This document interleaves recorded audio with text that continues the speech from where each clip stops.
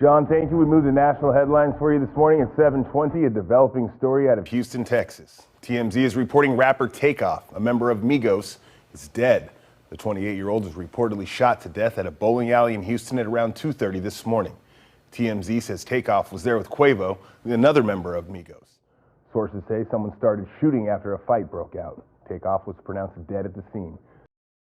Now, I'm sure you've heard the news at this point. It's been really hard thinking about making this video because I've been so shaken up about this. For anyone who still hasn't heard the news, rapper TakeOff, member of the collective Migos, has died at the age of 28. Essentially what happened is, according to reports, TakeOff and Quavo were in Houston, Texas last night playing a game of dice. Apparently they were hosting a private party at a bowling and pool spot located in downtown Houston. Some kind of altercation broke out. I don't know how, but that's what happened. One thing led to another. Someone caught a bullet to the head.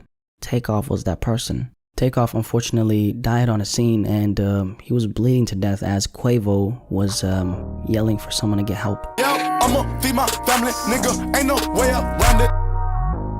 The last thing I want to do is make this type of video a news video, because there's a lot of news out there and I don't just want to be another news outlet when it comes to a conversation like this. Instead, I want to make a statement, and I want to leave you with something to think about. So now let's transition to this next part. It's a little bit of a rant. I recorded this at 4 or 5 in the morning when I found out about the news. So anyway, let's keep on talking.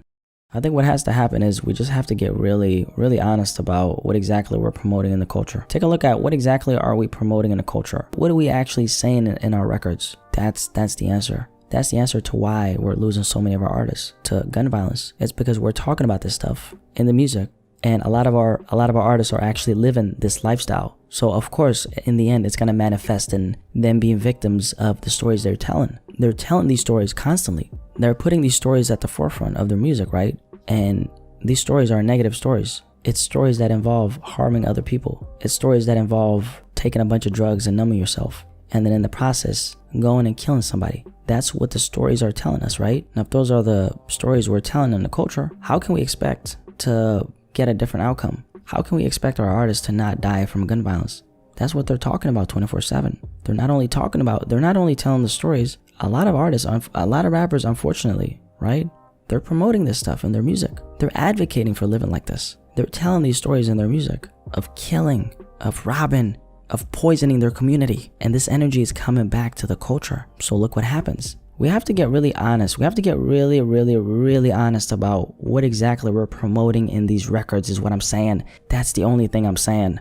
I'm not trying to point the fingers, because hey, I'm consuming the music. I'm listening to this music, by the way. Don't get it twisted. I'm listening to this music. I just got done bumping Lil Durk right now. Personally, I look at it as entertainment, nothing more, nothing less. I don't glorify it ever, because I know that this lifestyle that these rappers are talking about, it's not cool. There's nothing cool about this shit. There's really nothing cool about a bunch of grieving mothers. You know what I'm saying? There's really nothing cool about a bunch of grieving family members because their loved one just got gunned down, and this other guy just put it in his fucking song. There's nothing cool about that. Let's be honest about where we are in the culture right now. Let's be brutally honest. A lot of us, okay? A lot of the artists and a lot of rappers in hip hop right now, you guys are putting nothing but bad energy into the universe. You're doing nothing but talking about killing, shooting, poisoning your community. That's what you're talking about. And man, I wish TakeOff could be here. But TakeOff did talk about those things as well. We just gotta get real about what we're putting into these records. That's all I'm saying. And God rest TakeOff's soul. I'm so sad that TakeOff died. As you can hear my voice, I'm literally, I can't contain myself because I can't believe that he's gone. And I can't believe that TakeOff just died. I can't believe that TakeOff just died. TakeOff, I've been following Migos for a long time. Now TakeOff is dead. The backbone of the group is dead. TakeOff just died. Guys, we gotta get real about what the fuck is going on in the culture right now. We gotta get real. We gotta get really fucking real. And I really don't know where we go from here, because here's the thing, right? We always talk about how we gotta change in the culture, right? We always talk about that when an artist dies, but we never change. I mean, P&B Rock died a little over a month ago, and people have forgotten about. People have moved on from P&B Rock's death. That's the crazy part. Hip hop, we've moved on from P&B Rock's death. I mean, we've already moved on. It really does. It genuinely scares me that we're moving on so fast. We've moved on so fast from P&B Rock's death. It's not even funny. Did y'all notice that? Did you guys notice that? I noticed it. I pay attention. I see it. And I see that hip hop, we're very forgetful. We're very forgetful when it comes to our artists dying now. And we expect this to happen is the thing. We expect our artists to die at a young age. Think about that for a second. Think about the fact that we expect these rappers to die at a young age. We expect it. We've seen the movie so many times to the point where the movie is we already know what the ending of the movie is. So we expect to see the same movie over and over again, right? It's really sad what's going on in the culture right now. This is not normal. These rappers are not supposed to be dying like this, man. Y'all got families, bro. You guys got families, bro. You gotta start thinking about your family. Here's the thing, if you're a young black man and you made it in the culture of hip-hop, you made it as an artist in hip-hop, you take your blessings and you leave. You take your blessings and you never look back. You don't go back to the hood unless it's for some charity work. You don't hang around anybody who you're not doing business with or anybody who's not family. You take your money, you take your blessings, and you leave. Because what I've seen is throughout these last couple years of covering these artists and throughout the last 15 something years of listening to hip hop is every artist who's died, every rapper who's died, it's always been at the hands of somebody who looks like them. It's never been the white man. It's always been someone who looks like them. It's never the white man. It's always, however, somebody who looks like you. It's another black man who's killing you. It's the man who looks like you who takes you out. It's not the white man. It's your brother. It's the guy you grew up with who used to see in your neighborhood. It's that guy who's gonna kill you. It's not the white guy. It's always somebody who looks like you. It's always at the hands of another black man. And we gotta look at that and ask ourselves, why is that happening? Why is that the case? I of course asked that question knowing why that's the case. I mean, apart from self-hate, that's another conversation, but apart from that guy sees that you made it out. He sees that you made it out. He sees you with the money. He sees you with the blessings. He sees you with the jewelry. He sees you with the cars, with the women. And he's angry, he's furious, he's envious, he's jealous that you made it out, but he didn't make it out. And that's why as a young rapper, as a young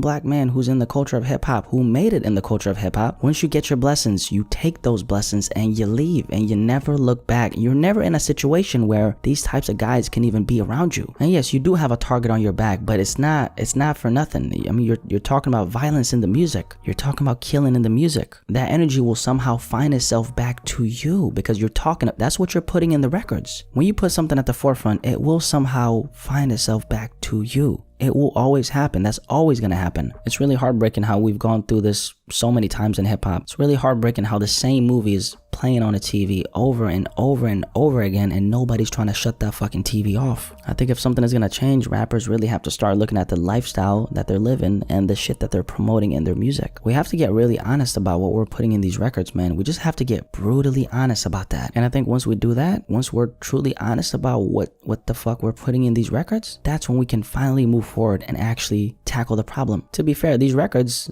some of them are cap, obviously, but a lot of them, they're real stories, right? So I get that you're putting your story in the music, but here's the thing, right? Just because you've been there and you've done that doesn't mean that you always have to put it at the forefront of your music. An artist really has a choice in what they put in their music.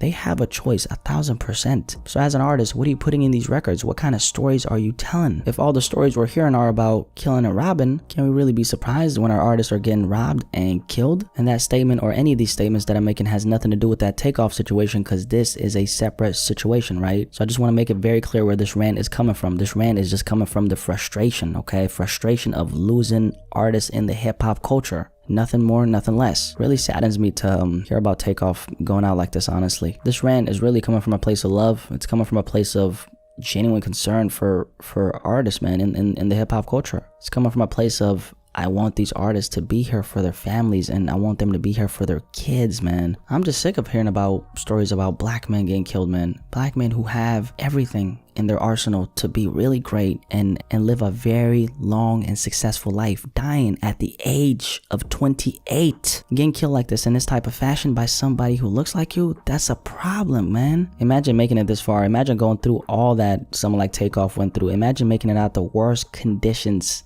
just to at the age of 28 get taken out like this, man. It's sad. What do you want me to say? I think I'm just gonna end this rant here. Rest in peace to TakeOff. May his soul rest eternally. Once again, it really breaks my heart seeing these artists go so young, and I think something definitely has to change. Rest in peace to TakeOff. It really breaks my heart seeing this, but it's happened and there's nothing we can do about it. So RP to TakeOff, and my condolences are with his family and friends. I'm out.